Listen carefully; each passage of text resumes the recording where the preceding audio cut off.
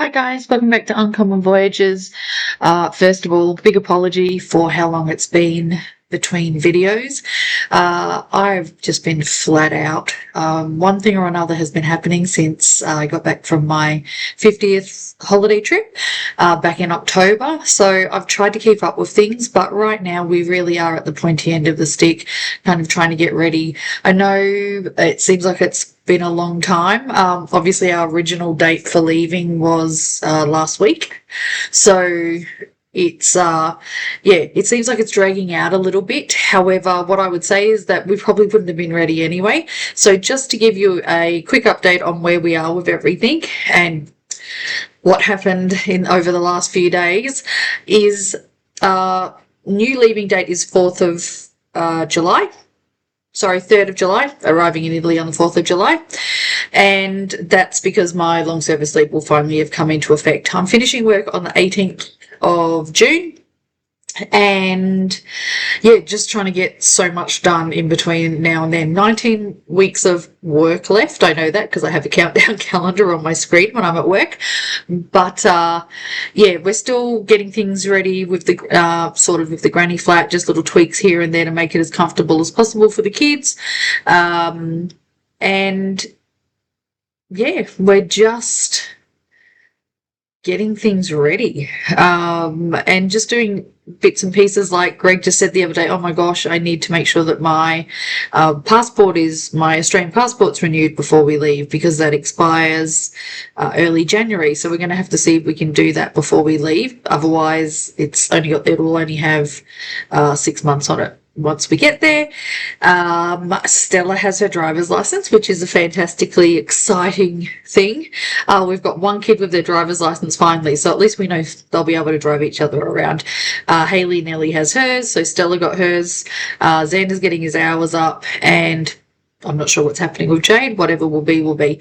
But at least we've got one that's driving. Now, the exciting news that I have, and I know that if you have been following along and watching our other videos, Greg and I seem to be fluctuating between going over, staying in towns and really deciding on the town that we want to stay in before we buy a house, or wanting to buy a house. You'll see my other videos that I have on YouTube where I've kind of had some contenders that I've done some research on and put up. People seem to enjoy those just for what they are, but they genuinely were ones that we were looking at. The funny thing is that I've actually located one that I'm obsessed with. I'd like to put an offer in. I'd like to go ahead and purchase it. So we're actually in the process right now. We've talked to Dave from A Home in Italy, which is fantastic because we'll be using his services to help us. Greg and I don't know Italian. We don't know what we don't know when it comes to purchasing a house. You can do as much research as you want to, but you really do at some point need to pull the trigger and kind of go, if I'm doing this, I need to get some experts. So as it pertains to us, Dave from A Home in Italy is our chosen expert because he knows all the other experts. This isn't to sell his services. I don't get any kickback from mentioning his name. Not enough people, I think, watch my channel for it to make a difference anyway. But this is just us sharing who we're using and the experience. Now, I do want to clarify too, there's a few things that obviously we're Aussies, Greg and I, but we also have dual citizenship because of our parents within the UK. So if it was just us as Aussies trying to purchase a house, I think I've touched on this before, but I just thought a little bit of a reminder for people is Aussies don't have reciprocal agreement. Australia doesn't have it with Italy, which means that as Australians, we can't purchase property in Italy. However, because we have the dual citizenship, we're able to purchase it basically as a UK citizen. We went down the route. It was easier to get Greg's passport sorted than mine because mine is a whole other nightmare that is not worth. That's a whole other video. But getting my stuff is more difficult. So Greg went ahead and renewed his British passport. We got his Codus Fiscale. So we're ready to go, except we didn't have our money sorted, as in we don't have any euros. We hadn't purchased any currency yet. So we decided to go with Currencies Direct, which is basically the company that Dave recommends. He does have lives on a Wednesday, I think it is. Well, it's Wednesday for Australia. I don't know what day it really is, but I usually watch it on a Wednesday. And he'll often have all this information on different things. I know people that have used Currencies Direct and had a positive experience. So again, no kickbacks here. This is just what we've kind of found out by research and recommendations. We decided to use Currencies Direct, and we just thought, you know what, if Dave talks to the real estate and they're like, yeah, sure, we'll sell it to them, and they want a deposit, we're not even ready. So we thought it's best, now is the time to actually put some euros aside so that we're able to pay a deposit if we need to, and pay for the house, obviously, eventually, the whole amount. The problem is that my bank decided that it seemed like a scam, and they not only froze my the transfer, they froze my bank account. They froze my internet banking. They froze my login. All of these things. I don't want to, it was many hours of frustration on the phone trying to explain to people that it isn't a scam, that I knew that I was moving money over. The maximum you can move every day is $10,000. We wanted to purchase more than that from Currencies Direct. I reached out to them and said, look, I didn't realise that our daily balance limit is $10,000. And they were super chill. They just said, look, you've got 5 days to move it over. So even if you need to do like the $10,000 a day till you get to the amount, then that's fine. So I knew they weren't a worry.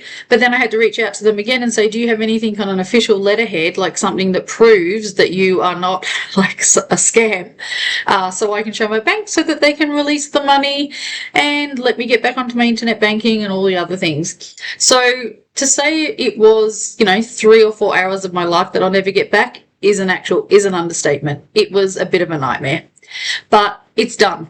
So that's the good news. Look, seriously, I could tell you all of the ridiculousness and hoops that I had to jump through, but by the same token, I also understand that there are people out there that get scammed and they're being careful and all that sort of stuff. But I didn't know how do you prove that you know something isn't a scam when you're literally giving them all the things they need? They said, is there a valid phone number? Well, yes, there is. Not in Australia, but this is the valid phone number. If you put it in Google, it brings up the website.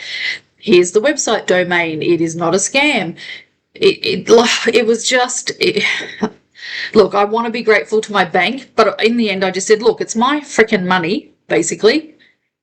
I will take responsibility if I've sent it to the wrong place. You're recording this call. I'm saying I absolve you of any wrongdoing if I have been scammed.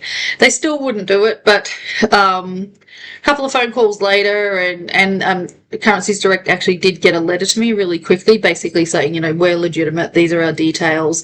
You can find us here and prove this here. So they actually were really helpful to do it. And again, I was frustrated with my bank, but you can't be angry at someone when they probably see so many scams and lots of people being parted with their money in terrible ways. So anyway, the good news is we now have euros. So they're sitting there safely for...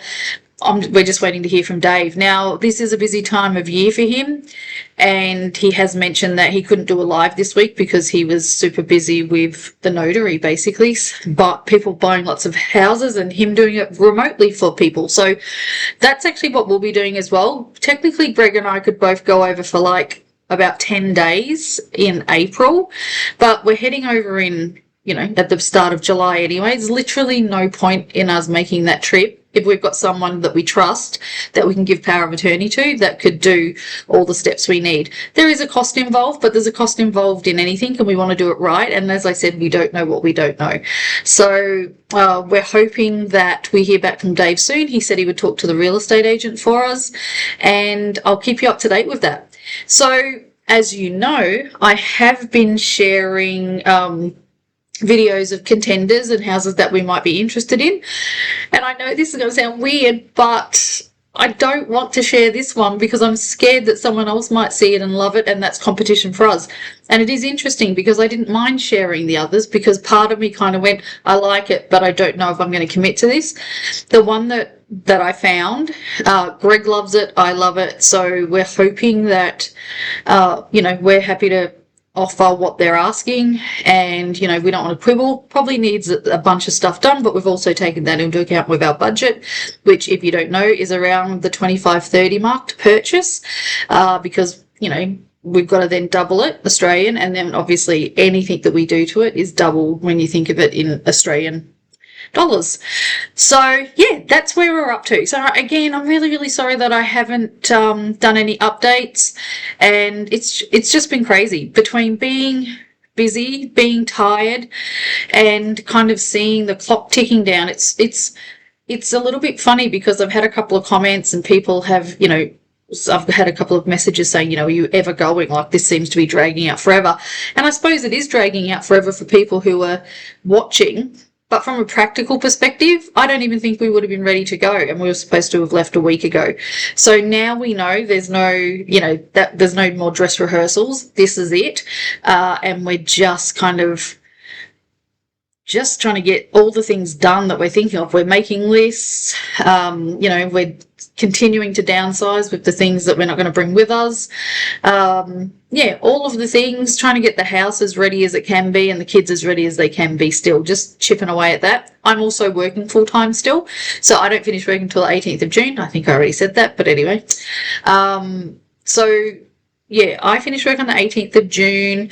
Greg has already pretty much finished because we were supposed to have left. He basically drew a line in the sand with his job and said, like, this is when I'll be leaving. When we found out that the dates had changed because of the snafu with my long service leave, he basically just said, you know what, I'll work a few days a week, but me not working will actually allow us to, you know, to get more done ahead of time and all that sort of stuff. I also can't remember, no, I didn't mention this. We also have sold our investment property. So we had bought a small unit up north in Gladstone, in Queensland, just in case, kind of like a little backup safety net in case we needed to come home. But we only did that because the plan the whole time was to sell the house. And because we decided not to sell the house, we don't need a backup on our backup. Like, if we did need to come home for whatever reason, we'd just come back to this house. So that's the plan for now. So hopefully once that's sold, that should be, well, it's sold. It should, I believe it settles in 2 weeks. So contracts are signed and all that sort of stuff. So that's happening in the next 2 weeks. So that will be one less responsibility.